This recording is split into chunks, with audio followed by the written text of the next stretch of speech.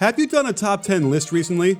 Because if you ignore some of the usual suspects who have been injured this year, you might be surprised who cracks that elite group. Of course, we can quickly jot down the LeBrons, the Giannis's, and the Kawhis, but there are some new faces. In Bleacher Report's latest rankings, Luka is 5th, Dame is 7th, and perhaps the biggest surprise is at number 10. So, let's look at Khris Middleton's game to decide whether or not, for this year, he truly is a top 10 player.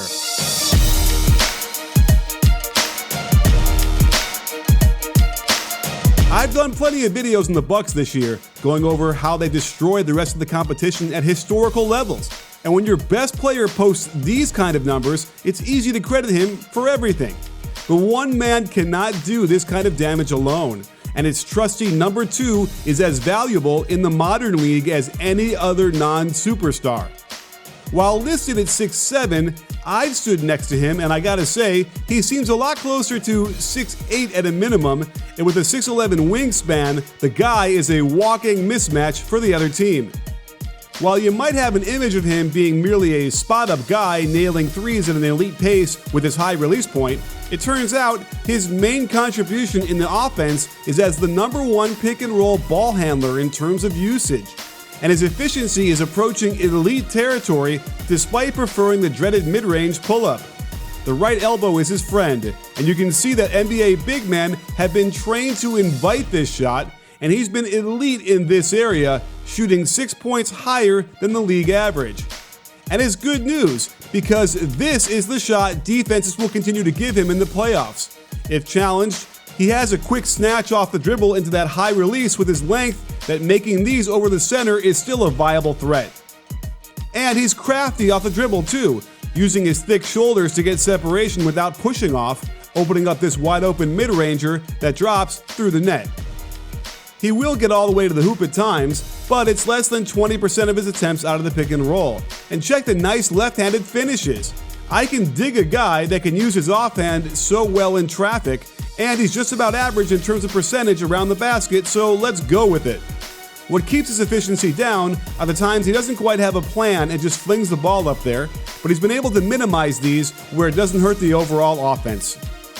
If you're wondering if he ever gets threes out of the pick and roll, the answer is yes, but almost exclusively when Giannis sets in the ball screen. He's good when pulling up to his left, which makes sense since righties are already naturally aligned to the hoop, and the left-hand pickup is generally better for rhythm.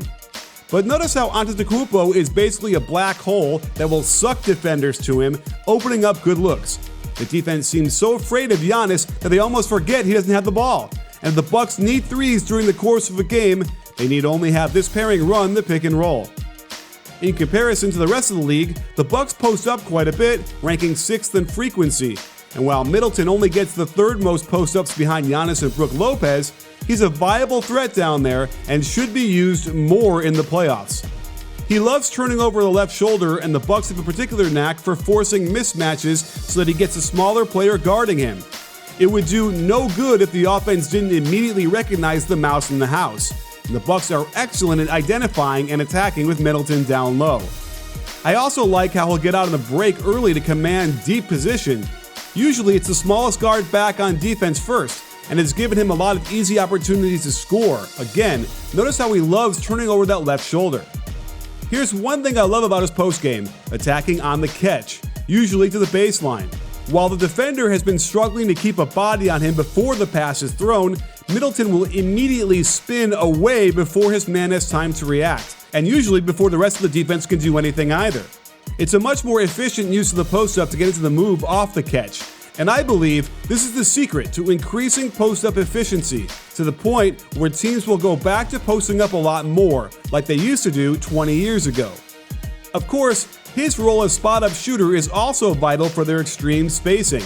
The Bucks focus on spreading the defense as far out as possible, then relying on middle penetration to force defenders to collapse, and then we get all that fun passing stuff on the perimeter until he's open for the shot.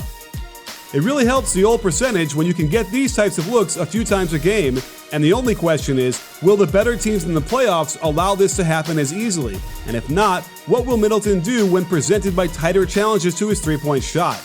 Well, He's scorching at almost 41% when shooting a three and the defender is within 2 to 4 feet of him. I also like this set I spied, where he sets a back screen in the lane before popping out to the top for an open look. This works so well because his man is forced to be concerned with the cutter, causing him to be a few steps behind the action when the ball gets thrown to Middleton open out top. Plus, we've seen him be incredibly clutch in the playoffs before, so of all the players on Milwaukee, he might be the guy they end up relying on when the game is on the line. It wouldn't be unreasonable to expect Giannis to be afraid to have the ball, considering he's been struggling from the line at 63% this year. And the advanced stats show something interesting. Middleton's impact on the offense when he's on the floor is more profound than Giannis's. According to NBA Wowie, Middleton has 666 minutes on the floor without Giannis, which constitutes 40% of his total minutes. And the NBA's on-off numbers show that the Bucks benefit a bit more from Middleton's presence. This could be a fluke, but then again, Middleton is good, y'all. Defensively, he's part of a five-celled organism that relies on effort, taking away shots at the rim, and rotations to help when someone gets beat. While he's not amazing at keeping ball handlers in front, who is these days? But his long arms and physicality keep drivers occupied so Brook Lopez can swoop in and finish the job.